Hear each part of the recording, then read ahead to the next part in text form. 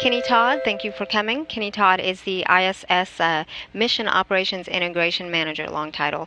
But basically, he's going to be here to share with us some of the upcoming things that we can anticipate. Lots of activity going on.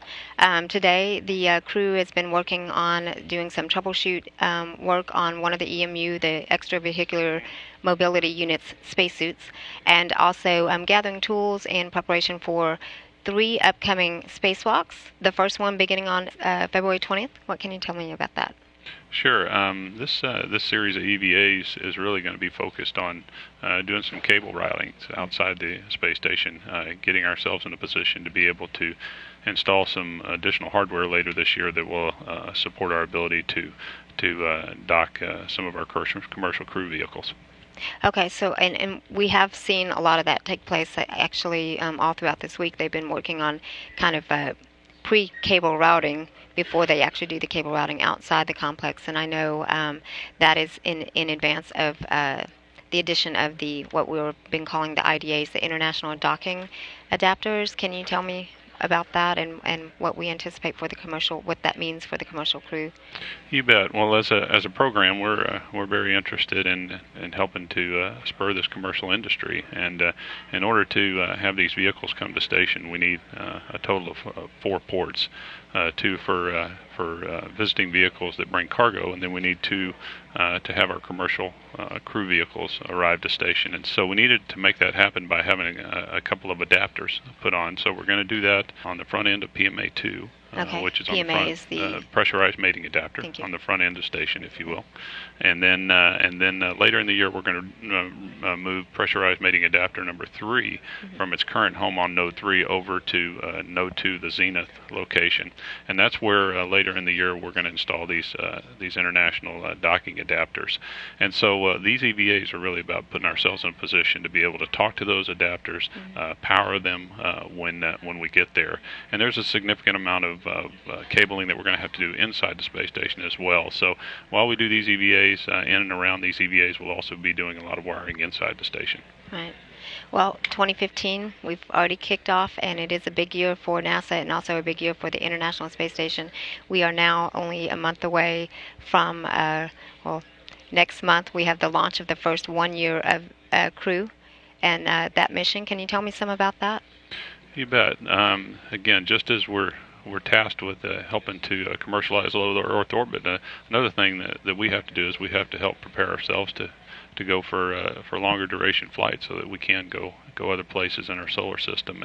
And part of that is really understanding what it means to live in space for a long time. So having Scott and Mikhail fly to the station, live there for a year, allows us an opportunity to watch them. Obviously, having Scott's brother Mark here on the ground as a baseline subject will allow us to really get a better handle on the physiology and how things change in space during that period. So it's going to be a great opportunity for us to learn about long duration space flight. Okay, and you mentioned, so again, the crew, the 1 year crew is NASA astronaut Scott Kelly, and then his crewmate who will also be doing the 1 year mission is cosmonaut Mikhail Kononenko, and you mentioned Scott and Mark, and so Mark is a previous astronaut, and Mark and Scott are brothers, but also twin brothers, so that science research will be very interesting. You know, it's a very unique opportunity, I think, that we have here for us to be able to do that. So. It is, and I think, trying to understand what it takes to live outside, our planet and our atmosphere. This is just an incredible opportunity to do that, and while understanding what changes, and somebody on the ground that has almost the exact DNA and the ability to be able to record those changes is really fascinating. And the significance of this launch or this mission is that because we know what goes on between months 1 and month 6. We've been doing this for a long time now, which we'll also talk about. But 6 to 12, we don't have that information, and so this is going to be a great way to be able to gather some of that data as well. You bet. And just looking at the different experiments of different fluid physics and just the things to do to check psychology of the crew, all of the different things that we're going to do are really honing in on what happens in that 6 to 12 month Right. period. And so again, it's going to be great data, and it's a good opportunity for all partners out there who are thinking about long duration space flight in their future. Right. So let's talk about cargo. We have a lot of activity there as well. Right. Currently, we have the Dragon cargo craft that is going to be departing from the space station on February 10th next week, Tuesday, and then we also have the automated transfer vehicle that will be departing within 4 days after that on February 14th. So tell me some about the cargo ops that we have going on. Sure. February is going to be a very challenging month for us in general. You got vehicles coming and going. As you said, SpaceX is we're going to, at this point, plan to berth them on the 10th. ATV coming off the station on the 14th.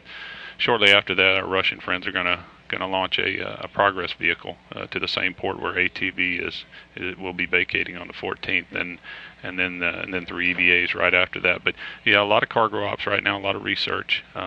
Once we get through this group of cargo vehicles, we'll see SpaceX again in April, and a lot of human research on that particular flight. And then coming later in the summer is when we're going to start to see some of these things that really is going to look like a little bit of a reassembly of station, where you have some new hardware showing up, and we're going to have to be doing some module movements and things like that. So that's kind of what our future is going to look like over the next 6 to 7 months. It looks busy.